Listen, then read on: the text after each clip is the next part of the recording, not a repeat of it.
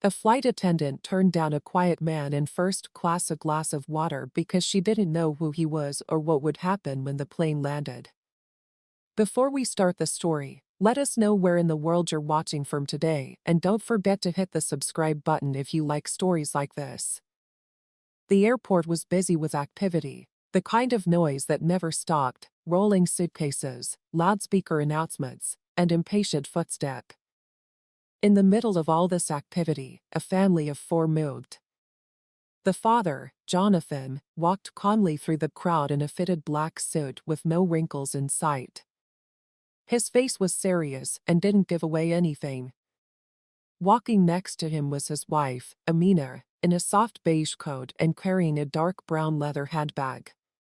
She held their daughter Lila's hand, and their son, Amir, walked behind them pulling a small silver suitcase. There were no logos, loud voices, or rushing, but people still moved out of the way. There was something about the way Jonathan walked about how Amina. It looked like they weren't used to waiting in lines or being questioned everywhere they went. When they got to the first-class gate, an airline worker looked at their tickets without much interest. "Enjoy your flight," he mumbled as he looked at each one. Jonathan gave a polite nod, and Amina smiled quietly. The kids followed their parents to the gate without saying a word. Inside the plane, the first-class cabin was already half full. The air smelled like new leather, and warm lighting reflected off of polished surfaces and soft surfaces. As music played in the background, Jonathan sat down in the window seat, Amina next to him, and Leah and Amir crossed the aisle in their own seats. They didn't say much, just gave each other soft glances and the occasional nod. The family didn't seem impressed or out of place. They had done this many times before. Rebecca, the senior flight attendant, moved quickly down the aisle. Her navy blue uniform was spotless, her blonde hair was pulled back perfectly, and her face held a fixed smile that didn't quite reach her eyes. She forced a smile as she looked at each passenger, checking their seat belts and saying hello. When she saw Jonathan's family, her smile stopped for a moment as she looked over their quiet, well-dressed faces. Then they narrowed just a little. She didn't say anything, just nodded briefly, and kept walking. It wasn't long before someone behind Jonathan's row asked for water. It was a middle-aged man in a suit who was clearly a frequent flyer. Rebecca smiled at him and said, "Of course, sir." She returned a minute later with water.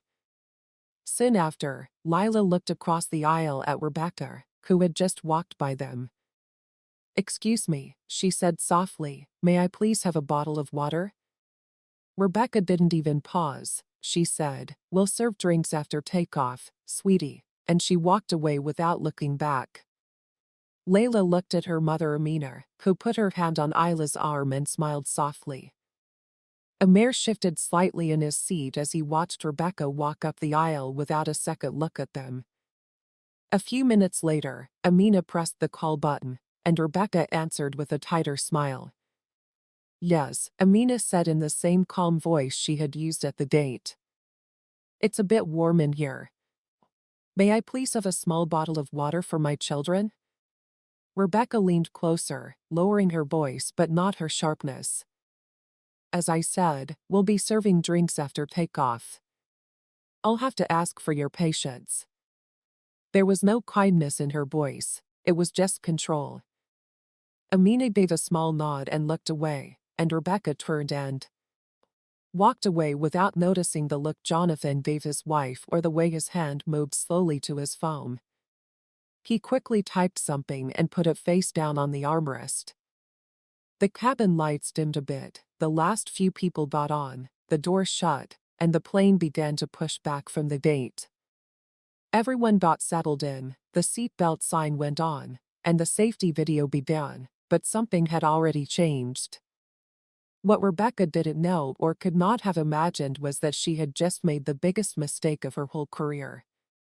As the plane began to taxi toward the runway, the engines roared softly, and Rebecca moved through the cabin checking tray tables and seat belts while wearing the same professional mask she had worn for years.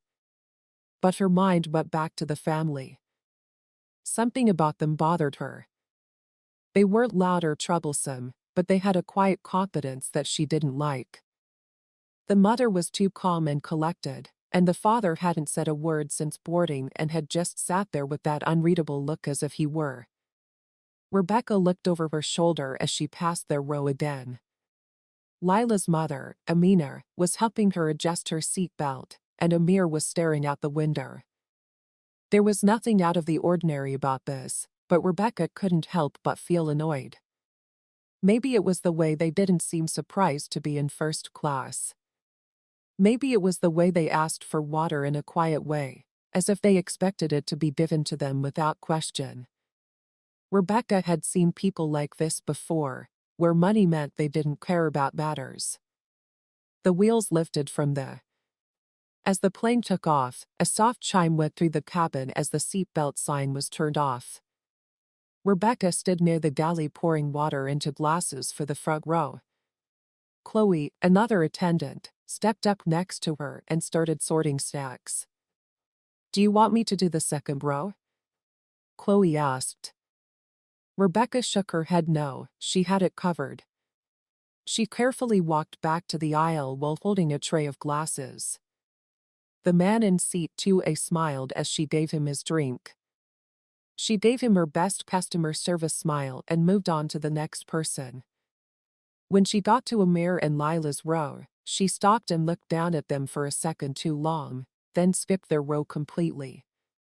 Leah blinked and said, "Excuse me," but this time she said it a little more softly. "May I have some water?" Rebecca didn't stop walking. "I'll come back to you," she said quickly, her eyes already on the next passenger. But she didn't come back. Jonathan watched everything quietly. His face didn't change, but his phone buzzed on the armrest.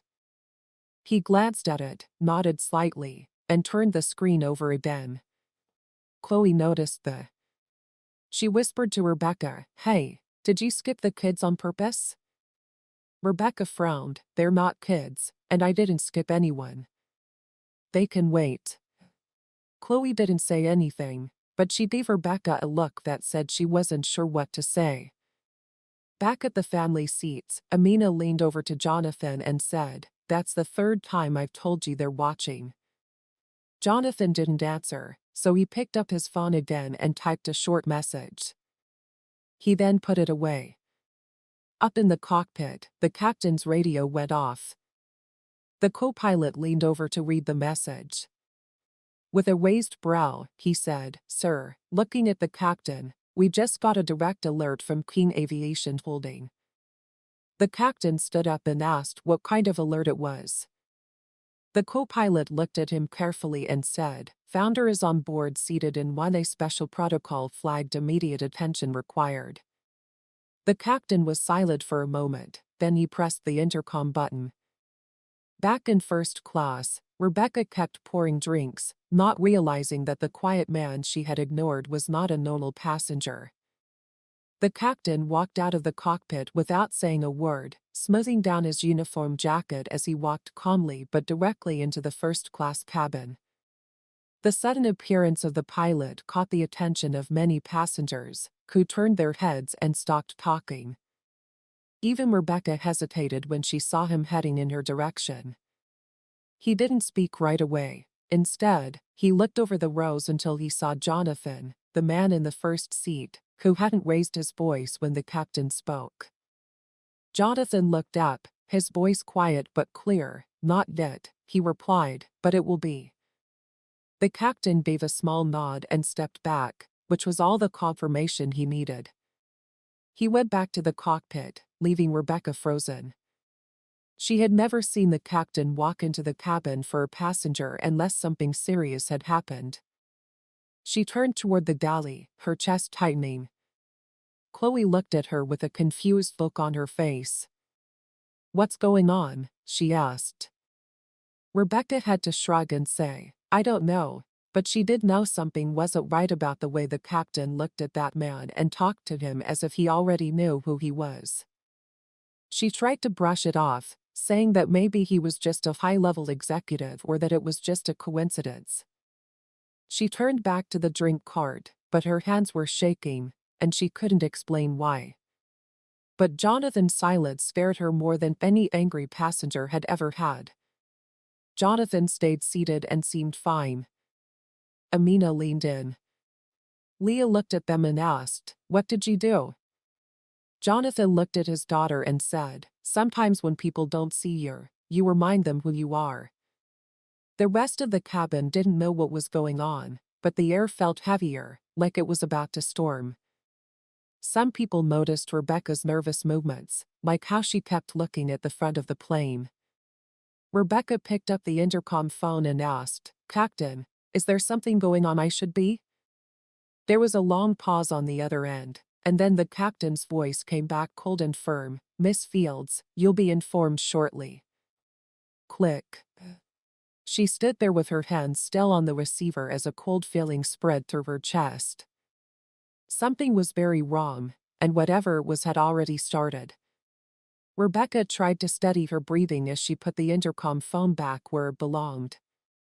Her palms were wet, and she felt less confident than usual. She turned back toward the aisle and saw Chloe watching her again.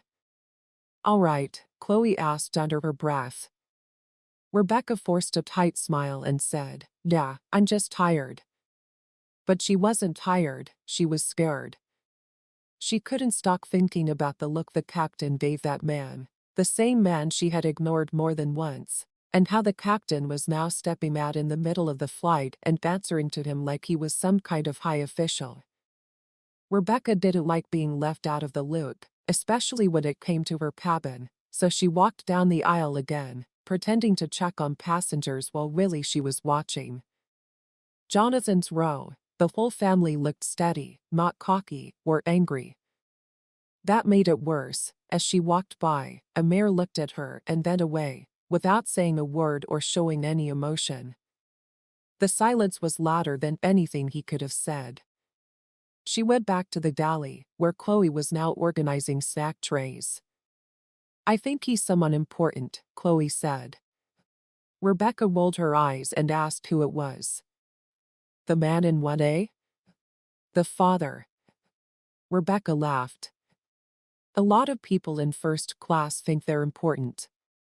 Acting strangely, he never talks like that, and did you see how calm that man was? He knew exactly what he was doing. Rebecca didn't answer, but deep down she knew Chloe was right. Suddenly, the co-pilot walked out of the cockpit and went straight to the galley, handing Rebecca a folded piece of paper. His expression was blank, and Rebecca quickly unfolded it to find a few lines that said, "Miss Fields is to be removed from active service for the rest of this flight if. As of right now, you are to sit in the back jump seat and not talk to any passengers or operations control, as instructed by the executive office." Rebecca's heart sank. What was this? Who sent it? The co-pilot didn't blink. "It came straight from the executive office, that's all I can say." Rebecca looked at him with a raised voice. "You're grounding me mid-flight for what?" He didn't answer. He just nodded once and turned to leave Chloe standing with her eyes wide. Rebecca couldn't hear her. The phone kept ringing, and she kept looking down at the paper and reading it over and over. There had to be a mistake. She had followed the rules and done her job, right? But the message was clear. She wasn't in charge anymore, and whoever this family was, they weren't just passengers. They were the reason her world was about to fall apart. Rebecca stood in the narrow galley, holding the paper shakily in her hand. In all her years working for the airline, she had never been let go. She had trained junior staff on difficult flights and handled emergencies. People looked up to her and followed her lead, but now she was being quietly fired without any warning or explanation. Other than a printed note she was given, she turned to Chloe and said in a low, harsh voice, "This has to be a mistake." Chloe didn't seem convinced that the order came from corporate.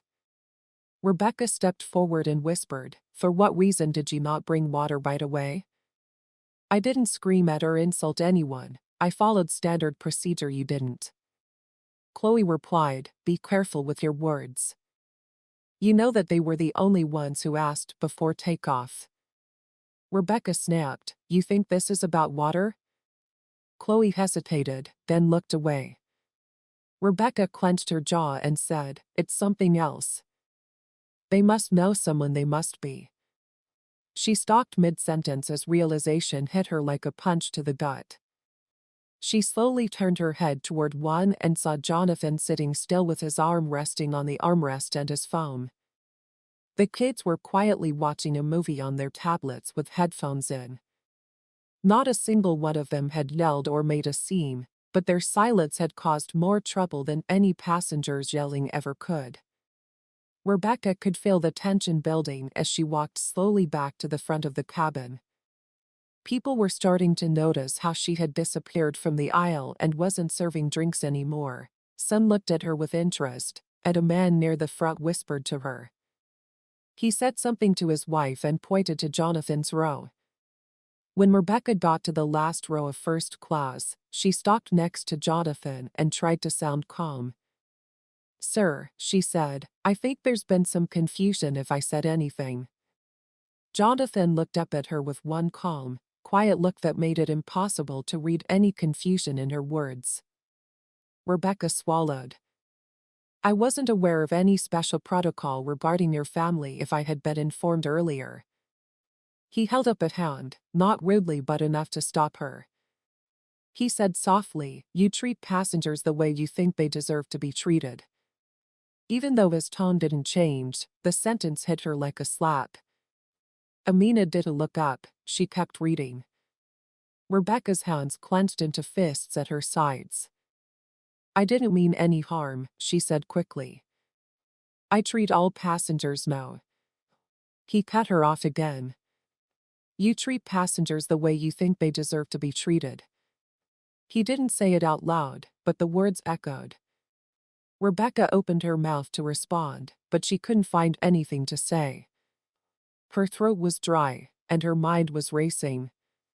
Jonathan quickly turned back to his phone and said, "You've been relieved of duty. Please take your seat." Rebecca's heart was racing as she looked around. Chloe stood further back and watched carefully. The other passengers nearby had stopped talking and were clearly listening. For the first time in her career, Rebecca Fields did something she had never done before on a flight. She walked slowly past the people she used to tell to do things and correct, and headed toward the back of the plane, not as the person in charge but as the person who had just been fired. The aisle felt longer than usual, and every step was accompanied by the sound of her authority slipping away. As she made her way down the aisle, Rebecca's shoes tapped softly against the cabin floor. Her shoulders were stiff, and her face was blank, but inside she was falling apart. She passed row after row of silent passengers, some of whom looked at her discreetly, while others didn't bother to hide their stares. Every step felt heavier than the. When she got to the back of the plane, where the crew jump seat was folded up near the galley, a junior flight attendant named Farah was restocking cups and organizing snack trays. She looked up and froze when she saw Rebecca. It was unusual for a senior to be back here in the middle of the flight unless something serious had happened. "Everything okay?" Farah asked, unsure of her voice. Rebecca gave a tight nod, saying she was just taking a break. It wasn't a break, so she sat down on the jump seat with her hands in her lap and tried to calm down. Her mind kept going over everything: Layla's quiet voice asking for water, Amina's calm eyes, Jonathan's silence. She kept thinking, "I didn't yell, I didn't insult anyone, I didn't even refuse them water outright." But she knew in her heart that it wasn't about what she said. It was about how she said it, the way she was rude. She made assumptions and treated them like they didn't belong. Behind her, the hum of the engines filled the room, and she stared at the floor. She didn't belong back here. This was where new hires and trainees sat, not her, not someone with years of service. She was taken out of the room without warning and without a chance to explain herself. Her hands were curled tightly in her lap, and she thought, they're punishing me for misunderstanding? This isn't fair. She reached into her pocket, pulled out her phone, and opened her crew app. There wasn't an alert, a message from the flight lead, or any instructions from HR.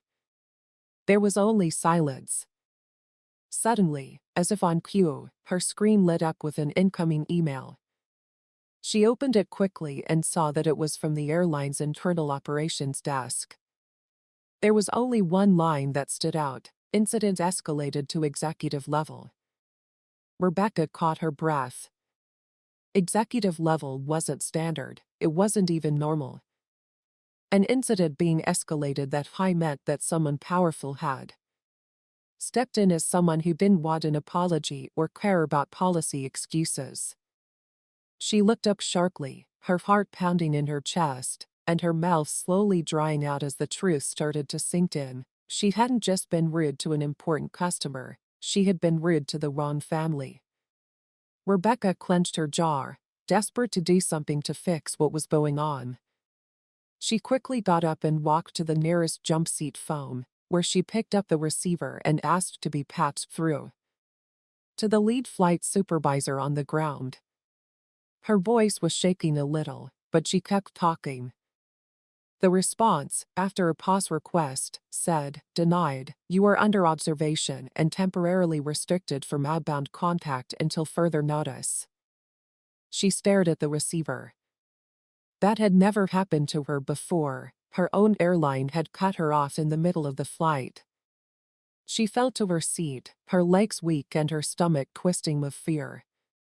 She had never felt so helpless before, not when passengers fought or when junior staff made mistakes. She was always in charge, but now she couldn't even call her boss. At the front of the plane, Jonathan leaned back in his seat and closed his eyes for a moment. Amina calmly scrolled through her tablet. Amir and Lila whispered to each other while sharing earbuds.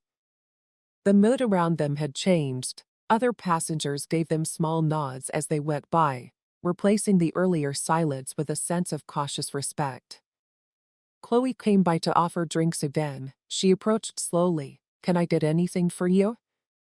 Jonathan opened his eyes and said, "No thank you." Chloe hesitated. "If there's anything you need, just let me know." Amina looked up and gave a small, polite smile. "We're fine now," Chloe said. She then turned and walked away, taking one last look back at the back of the plane, where Rebecca was sitting alone. The plane was flying smoothly above the clouds, but Rebecca could feel that the storm was far from over and was about to get worse. Rebecca sat stiffly in the crew jump seat in the back of the plane, her hands on the edges of the seat. Her mind wouldn't slow down. She stared straight ahead, her eyes wandering and her thoughts going in 100 different directions.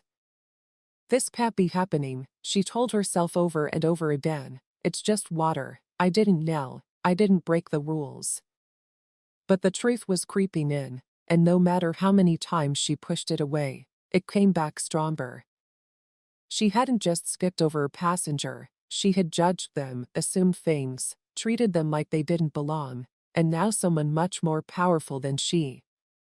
Looking forward to the front of the plane, she couldn't see anything past the curtain from where she was sitting. She felt shut out and disconnected, like she wasn't part of the crew anymore. Farah moved quietly around the galley behind her, offering no words. She had seen the email too. Once it was sent to the internal system, everyone on board knew Rebecca had been relieved of duty. No one said it out loud, the silence said it all.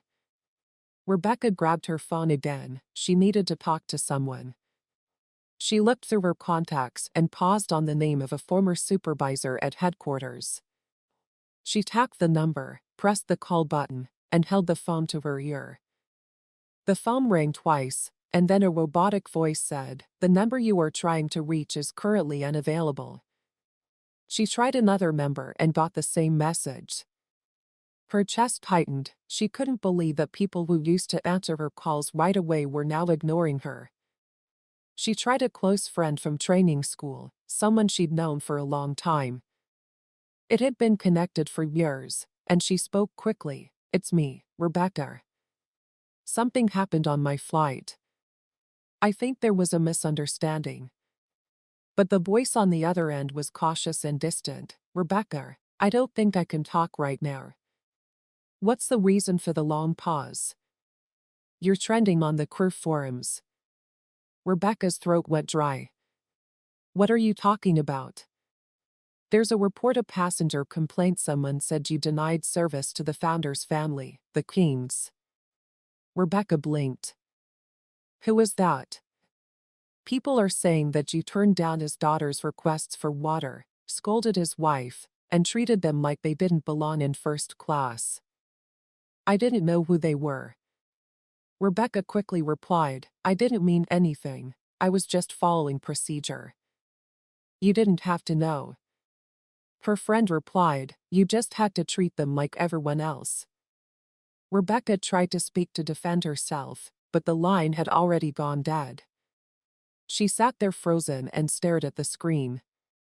She had heard of Jonathan King in meetings and seen his name in corporate newsletters.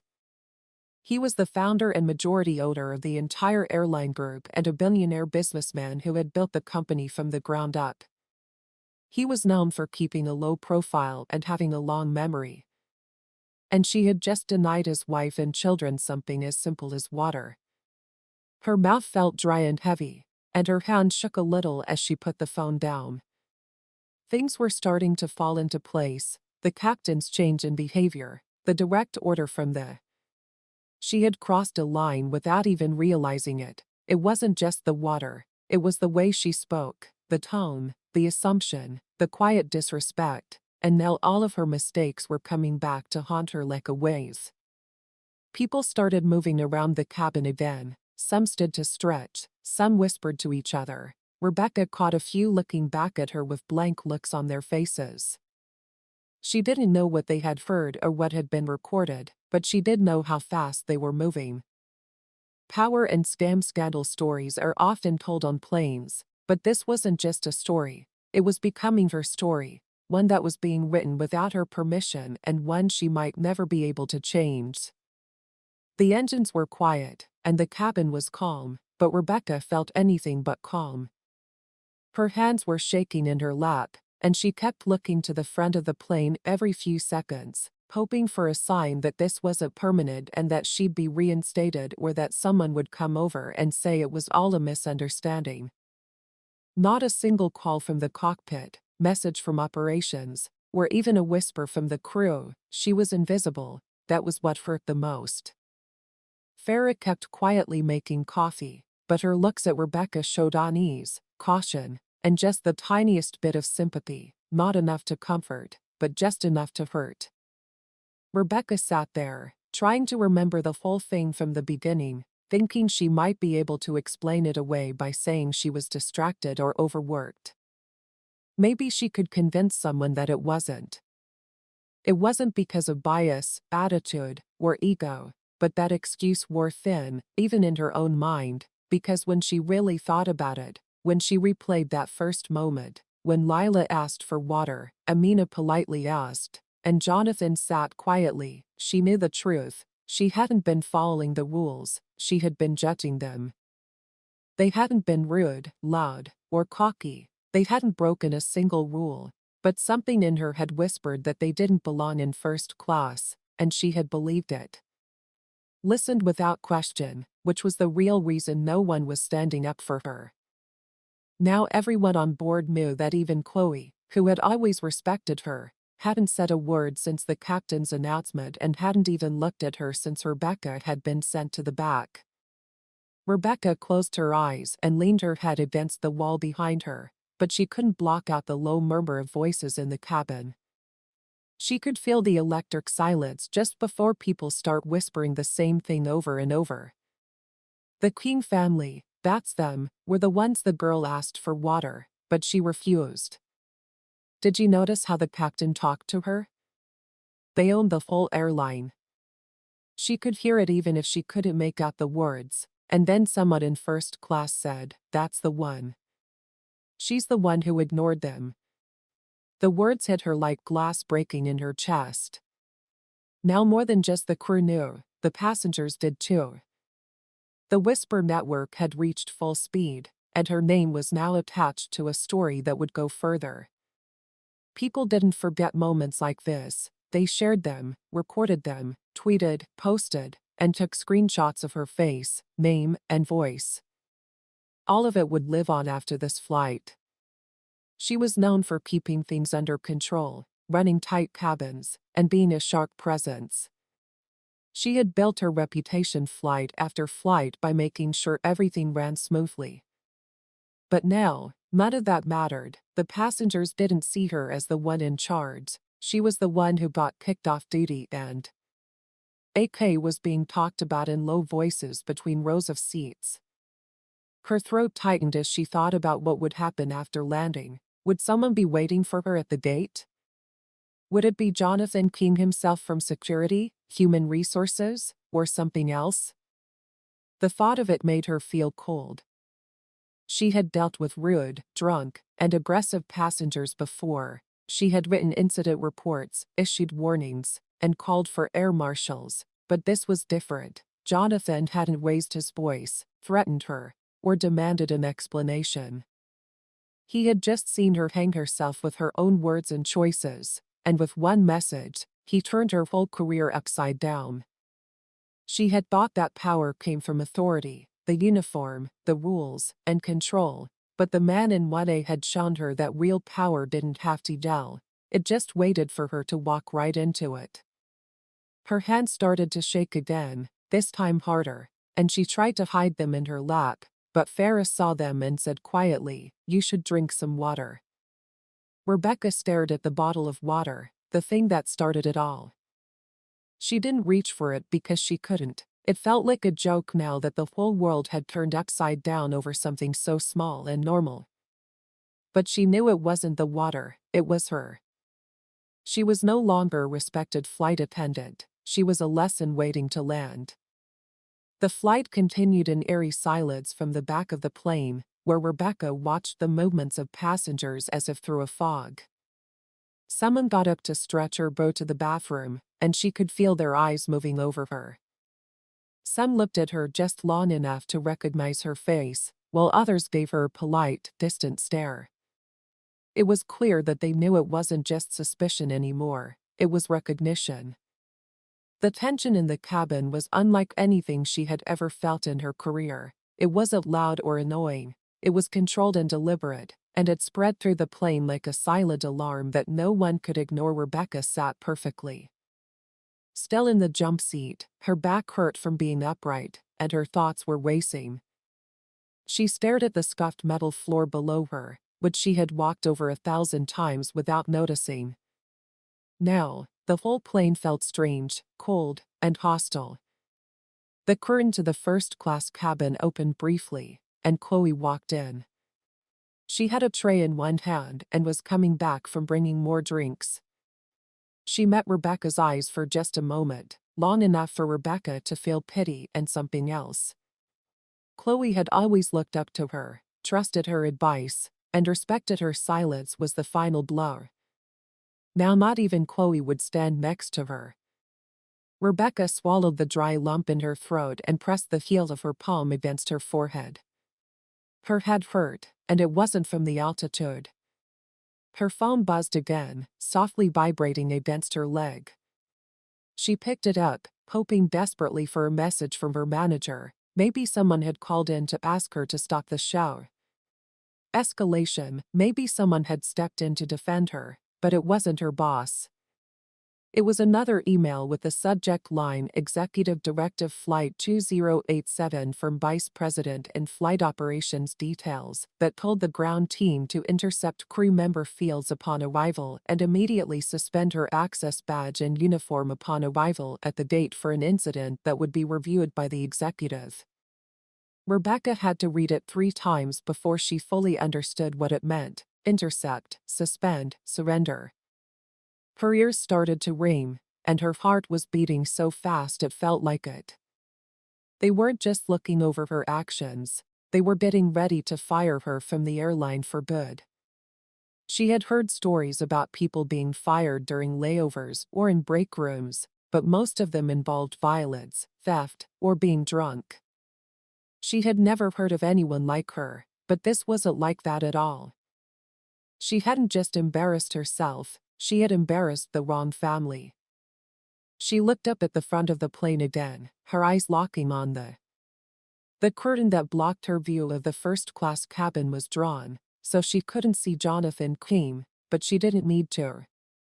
She could feel his presence in every action that followed, every silence, every message, and every decision that came without an explanation. He hadn't raised his voice once, and he hadn't asked for an apology because he didn't need to. It only took one message for Rebecca to feel physically small, like the walls of the plane were closing in on her, like the space that had once felt so familiar and in control was becoming less open to her, was now pushing her out and replacing her. She looked down at her uniform and felt fake, like a costume she wasn't worthy of wearing anymore. She thought back to when she first started working for the airline and how excited, disciplined, and proud she was. She remembered how she used to feel like she was part of something elite when she walked through the terminal. She remembered how nervous she had been in first class for the first time. Over time, her nervousness had been replaced by experience-based confidence. But that confidence turned into something worse, an attitude of entitlement. She started to think she knew who belonged and who didn't, who deserved courtesy and who didn't, and now she was losing the job that she had used to judge others. A small group of passengers walking toward the rear bathroom interrupted her thoughts. They didn't say anything, but one woman frowned slightly. A man narrowed his eyes for a second before moving on. Rebecca turned away, her shame was too much to bear. She had always thought that her seniority, years of service, and spotless record would protect her, but now that King was involved, none of that mattered, not when her actions were seen, felt, and probably recorded by dozens of eyes. Deep down, she knew she had done wrong, not just as a crew member, but as a person. The seatbelt sign went off. Through the intercom, a soft voice from the cockpit said, "Ladies and gentlemen, we're beginning our descent. Please ensure that your seatbelts are fastened. Flight attendants, prepare the cabin for landing." Rebecca didn't move for the first time in her career. She wasn't part of that final round. She wasn't checking trays, securing carts, or reminding passengers to put their bags away. She was just waiting for the plane to land, for the date to show up, and for her career to end. The soft descent of the plane went unnoticed by. Rebecca's hand stayed in her lap, cold and stiff. Her mind was far from the cabin and the plane's gentle movements as it slid through the clouds. Every change in altitude and every small turn in the sky seemed pointless. She wasn't a part of this flight anymore. It didn't matter what she did. She sat like a passenger, but not with the others or the crew. She was stuck in a purgatory of silence, unable to speak or stop what was happening around her. The seatbelt light went off. The final pre-landing announcements came on, and Chloe moved up and down the aisle checking on Rose Farah and securing the galley's equipment without saying a word. Neither of them looked at Rebecca, and passengers stopped looking at her. It was like she had already disappeared, like she wasn't someone who worked here or worth noticing anymore. As the plane slowly slid toward the runway, Rebecca tried to slow her breathing and keep her hands from shaking, but she couldn't stop thinking about what was waiting for her. Just past the gate, that email wasn't vague. She was going to be spied on and have her badge taken away right there at the airport, as if she were a problem and not someone who had worked for the airline for years. She imagined security waiting for her as she got off the plane, along with someone from HR or even King Aviation Holdings. But Jonathan King wouldn't need to be there, because she didn't think he was the type of person who chased down punishments. The plane touched down on the runway with a smooth but final thud, and then slowly slowed down, matching the tension in the cabin. Some passengers clocked politely, while others unbuckled early, eager to get off, but no one spoke to Rebecca. She stared at the exit door near the front of the plane, which she could now clearly see from where she was sitting. The boarding bridge was already being attached, and the airport's familiar gray walls filled the window, but nothing about them felt familiar. The speaker clicked again, and the captain's voice came back. This time, it was more formal. "Ladies and gentlemen, welcome. The time in the area is 3:43 p.m. Please stay seated with your seatbelts on until the seatbelt sign is turned off. On behalf of the whole crew, thank you for flying with us." Rebecca heard the ding of the seatbelt light turning off like a drum. Passengers moved their bags and reached overhead for their belongings. Small talk started about where to eat, who to call, and what time the next connection was. Rebecca had to stand, but her legs felt stiff and shaky, and her throat hurt from holding back all the feelings that were screaming to be let out. Farah slowly walked up and held out a sealed envelope. "This just came through," she said quietly, avoiding eye contact. Rebecca took it without saying a word, and inside was her termination packet, which had already been prepared, printed, and signed by someone with more power than she had ever had. A cold, heavy knot formed in her stomach as she looked at the contents. It was made very clear that she had to be let off the plane. There was no time for conversation or appeal, and her access badge had been taken away at 3:30 p.m. In the middle of the flight, she closed the envelope and felt like it weighed more than all of her luggage put together. Then, the main cabin door swung open like a curtain on the last act. The bridge was in place, and there they were at the end of the tunnel, 2 airline executives in suits, a woman holding a tablet, and a man in a silver tie. In the middle of them stood a third person in a black uniform who looked calm and collected. Professionals with stone-faced faces started getting off the plane one by one. Jonathan King slowly adjusted the cuff of his jacket and turned toward the exit with his family. He didn't look back or talk to her. He didn't need to.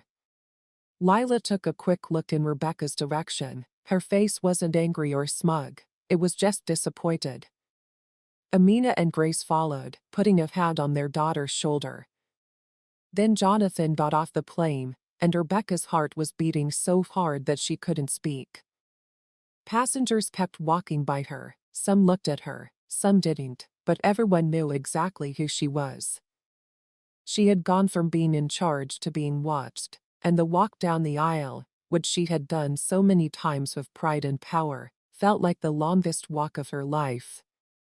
She wasn't walking to her next assignment, she was walking to the end of everything. At first, Rebecca's feet wouldn't move, her knees felt locked, and her breath came in short bursts. The aisle in front of her looked like a long, narrow tunnel, full of people getting their bags, adjusting their jackets, and waving at crew members. She used to be in that last wave, smiling and looking professional and in charge. Now she was the only one who wasn't moving or talking, and she wasn't even seen as crew. She gripped the back of a seat to keep her balance and tried to calm the shaking in her hands. Her name badge was still stuck to her chest, but it didn't hold. It meant that it was just a decoration, and it would soon be taken away with the rest of the uniform. When the line moved forward enough for her to walk into the aisle, she did so slowly and stiffly, making sure to keep her posture straight. She didn't look at anyone, and the voices around her were quiet, with that tense energy that people use when they don't know if they should be normal or not. Some people looked at her, some didn't, and a few whispered behind their hands, but no one smiled. As she went through the first-class section, the silence got louder. She could feel everyone looking at her back. The seat she had been so sure of hours before now felt strange. The air felt heavier, like it knew what had happened and wouldn't let go. When she got to row 1, Jonathan's family was already gone, but their seats were still clean, with blankets folded and headrests neatly in place. The only sign they had been there was a small bottle of water left in Lila's cup holder, still unopened and full. Rebecca stopped for a split second, her eyes fixed on that bottle. As she got closer to the exit, the curtain that usually separated her from the outside world felt thinner than ever. She could see the executives waiting outside the plane, but there was no emotion or sympathy on their faces. The woman with the tablet was already typing in details quickly, and the man next to her held a folder that no doubt had everything they planned to say. She couldn't help but think of how many termination letters they'd sent before, but this one was different. This one wasn't about theft, bad behavior, or criminal behavior, it was about judgment. She had seen a family being calm, respectful, and kind and decided they didn't deserve a bottle of water. She had seen their clothes, skin, and silence and decided they weren't first-class material, and now she was about to lose everything because of that choice. As she walked through the door, a stiff breeze from the jet bridge hit her like a slap. She barely flinched, and the man in the silver tie stepped forward and said, "Miss Fields. Look, come with us, please." She nodded, but what could she say? The highway echoed with her footsteps as they led her forward. Passengers leaving behind her were unaware of the tension just seconds ahead of them, but those who had seen her walk that aisle would remember it and talk about it, and it would spread. She looked at the airport walls, which were both familiar and harsh. Every step forward felt like she was walking deeper into something she couldn't get away from. They led her to a side corridor. She knew this route because it was used for VIPs and security removals. It was quick, quiet, and discreet, just like her downfall. They walked into a small, clean room with a table, 2 chairs, and a single cabinet. The woman with the tablet handed her a form that said, "This confirms your immediate removal from duty and access to all flight operations." Rebecca stared at it, and her voice was rougher than she thought it would be. "Is that it?" she asked. "Is that it?" The man in the silver tie didn't blink. "This is not a suspension, this is final," she swallowed hard. He said, "Explain that you were recorded twice by passengers by your colleague, and the complaint came directly from King Aviation Holdings." This made Rebecca's stomach turn. "I didn't mean," the woman cut in. "It's about what you did." Rebecca looked down at her shaking hands and asked quietly, "Do I have to give up my uniform here?" The woman replied, "Yes, there's a changing room down the hall. You'll return your badge, wings, and any airline property, and you'll be let out through a secure exit." Rebecca's world started to spin. Everything she had worked for, every overnight flight, every holiday she had worked, and every extra shift she had picked up was gone. She took her uniform bag and walked down the hallway, her eyes hurting. The door to the changing room clicked shut behind her, and she cried for the first time since she started working for the airline, not because she was fired, but because she finally understood why. In the small, cold changing room, Rebecca stood in front of a metal bench with her uniform bag in one hand. She looked at herself in the small mirror on the wall.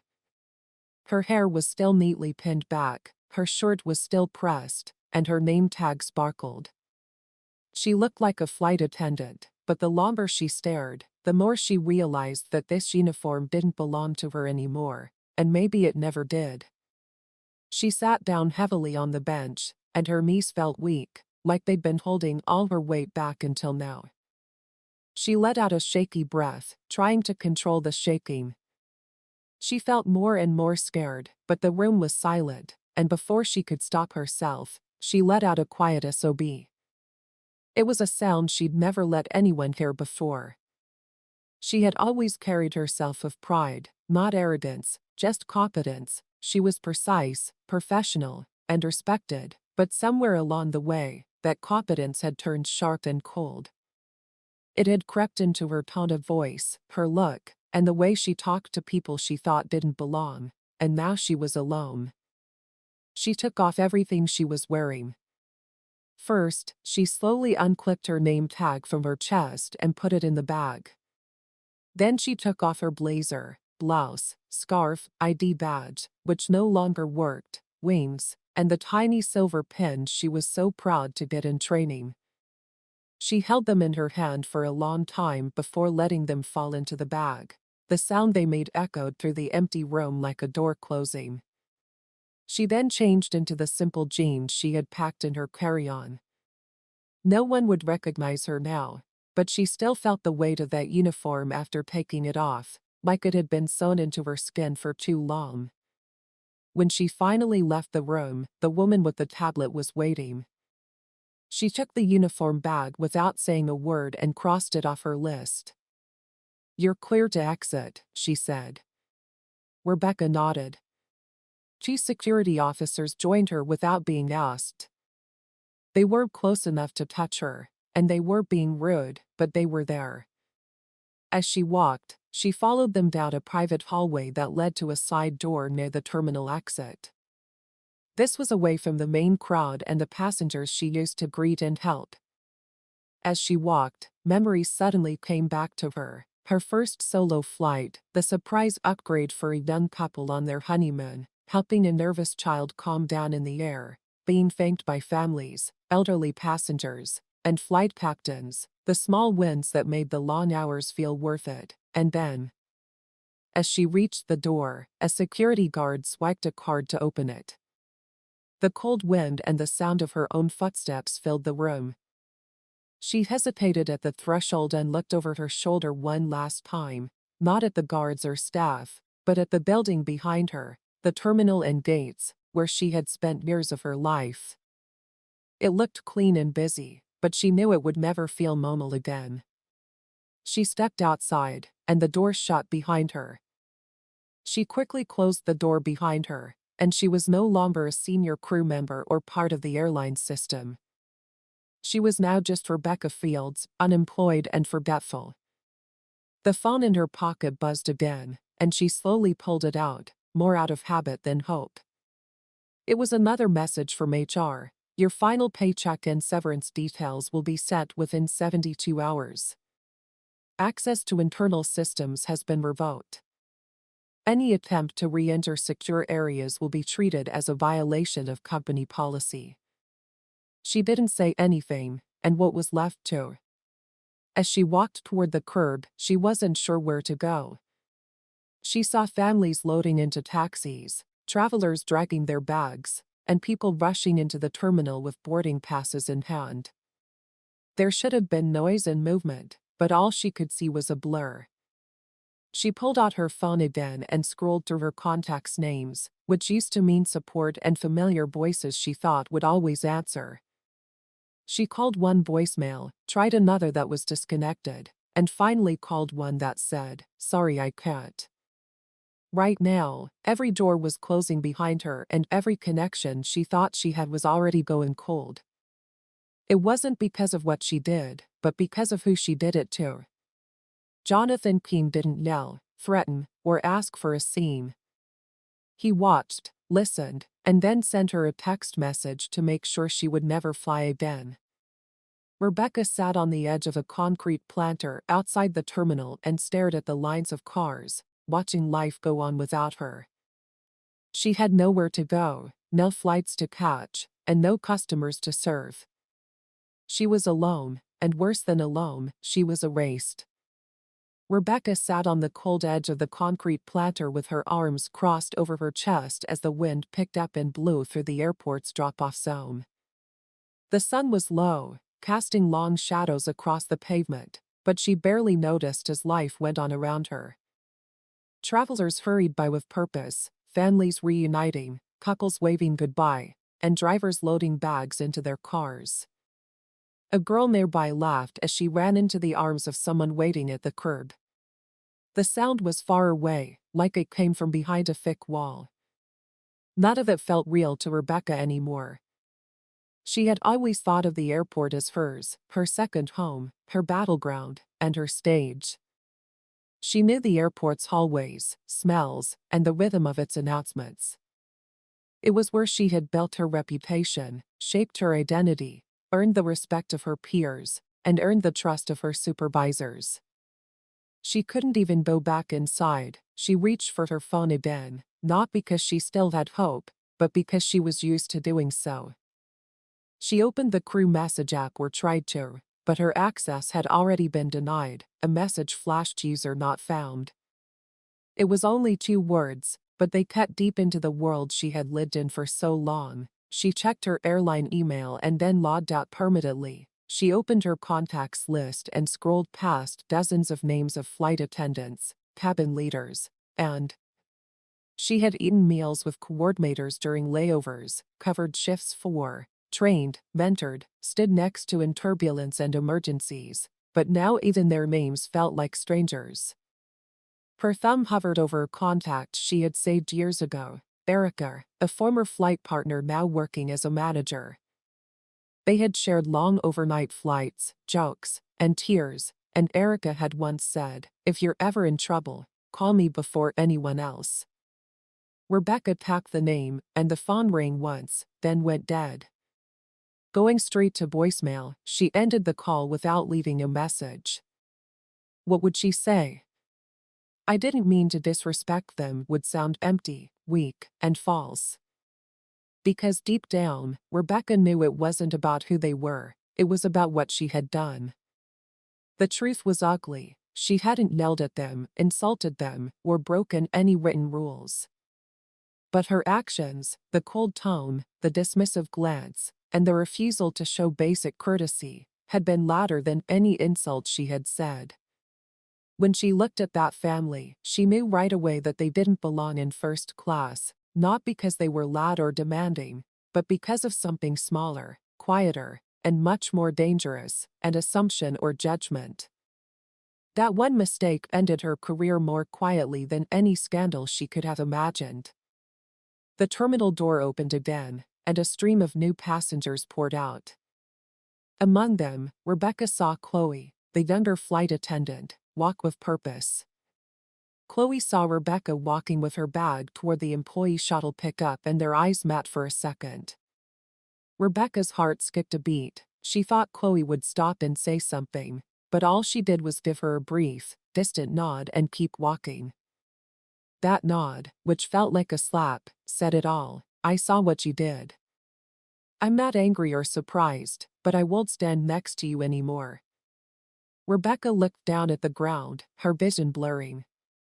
She wasn't just out of a job, she was out of a world, the world she had given Chloe. She missed every holiday, worked every overnight shift, and celebrated every birthday alone in a hotel room while wearing her uniform. She opened her ride-share app but just stared at the screen for a long time. Where was she even going? Her apartment was across town, and her suitcase was already on its way to lost luggage. As was the norm for fired employees, HR would ship it if they felt generous, but she'd be called to pick it up next week while being supervised. She didn't want to go home or be anywhere. Suddenly, her phone rang. A message from an unknown number said, "Sometimes silence says more than anger, JK." Jonathan King was all that was written, but she knew there was no mistake. He hadn't forgotten or ignored what happened. He had just waited, watched, and acted. He didn't yell, he didn't retaliate, he didn't ruin her in public, he let her ruin herself. And now, after everything, he left her with one last reminder of why this happened, not for power or revenge, but because of people like him, people with real power didn't have to hurt anyone, it only had to hold up a mirror, and Rebecca couldn't take it any longer. Rebecca stared at the message for what seemed like an hour, her thumb hovering over the screen and her whole body frozen in place.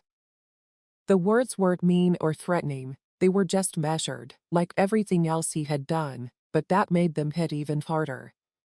She was expecting an attack, something loud, angry, and dramatic, but that wasn't how Jonathan King worked. He didn't yell or embarrass her, he just made sure the damage was done. Now he sent her a message not to hurt her more but to make sure she understood.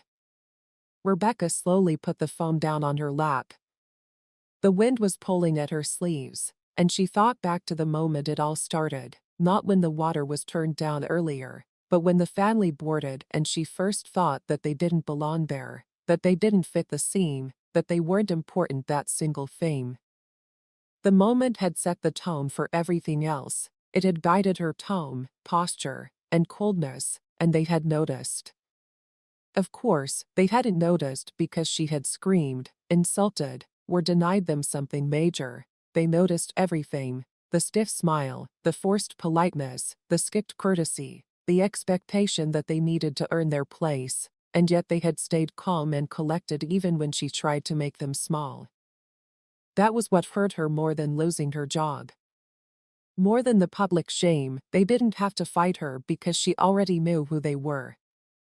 Jonathan didn't show off his money, Amina didn't put them down, and the kids didn't complain. They gave her every chance to see past her bias, but she didn't take it. Now she was sitting outside the airport, kicked out and forgotten by the company she thought she helped run, while the family she had tried to put down probably rode in a chauffeur car to a private terminal or waiting penthouse.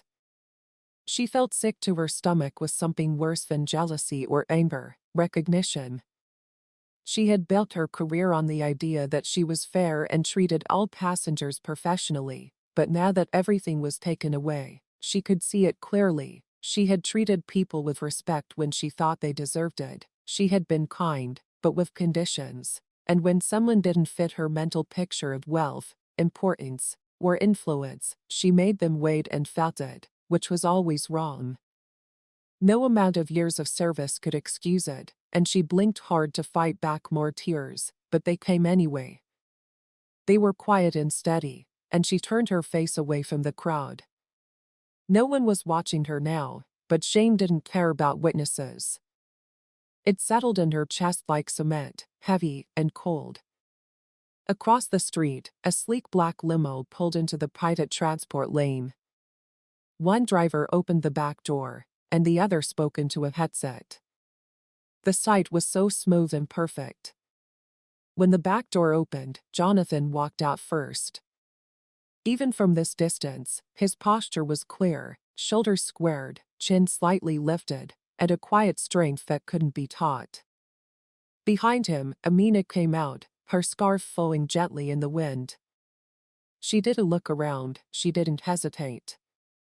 The kids followed suit, calm and silent. Rebecca instinctively hid behind the planter, her heart racing because she hadn't expected to see them again this soon or this close. They did a look in her direction because they didn't need to. Their silence was louder than any argument. As they walked into a nearby VIP terminal, Rebecca stayed frozen, half hidden behind a stone planter. No one would have recognized her in street clothes. No one would know she had tried to make that family feel less important. No one would know she had just lost everything because of it, but she did, and that knowledge was worse than any punishment they could have given her. She stayed there for a long time. Even after the limo left, the terminal doors closed, and her phone battery turned red. She knew she had to get up and call a cab, find a new place to stay, and start over. But not yet, because she was still trying to figure out how she had become the kind of person she swore she would never be. Not mean or cruel, just careless, and that carelessness had cost her everything. As dusk fell, the sky above the airport turned a dull gray that made the terminal lights dimmed against the growing darkness of night. Rebecca stood still on the concrete edge outside, watching travelers walk by in waves of color and sound. Her legs were numb, and her phone's battery had long since died, cutting her off from everything: no messages, calls, or bad news, just silence. She hadn't moved in over an hour, and she could feel her wings, name tag, uniform, and access. The tools and symbols that had once defined her were now zipped away. It was in a corporate bag in an anonymous bin in the HR office, along with her identity. She had always imagined that when she left aviation, there would be a party, a retirement cake, and maybe even a round of applause from a grateful crew. Instead, it was a cold hallway, a signature on a form, and a message from a man whose quiet voice changed her whole future with one sentence. Rebecca slowly stood up, her knees and back hurting, and the terminal behind her loomed large. Large groups of people were still moving, wearing uniforms and meeting their schedules with smiles. She didn't feel like she belonged in any of it anymore. As she walked toward the curb with her empty carry-on behind her, she saw a young flight attendant, maybe in her early 20s, laughing into her phone. The girl's voice was full of joy and pride, and Rebecca didn't stop her or say a word. But she remembered how it used to feel to belong, to believe, and to be proud. She knew that if she worked hard, followed the rules, and carried herself with strength, she would be safe. But she had forgotten the most important rule: respect isn't a favor, it's a duty. You don't just give it to powerful people, wealthy people, or people who look the part. You owe it to everyone, every seat, every name, every face, because when you tell someone they don't deserve it, you fail yourself, too, and sometimes there's no going back. Rebecca reached the far curb. Taxis came and went, and the driver opened the door for her without asking where she was going. She paused, but she didn't know. There was no next job, meeting, or uniform to return to, just the long road ahead and the silence inside. "Just drive," she said softly as she climbed into the back seat. The door closed behind her, and the cab pulled away. The airport lights shone against the sky, but inside her, everything was dark. If this story moved you, please like it, share your thoughts, and don't forget to join the channel to see more powerful videos like this one.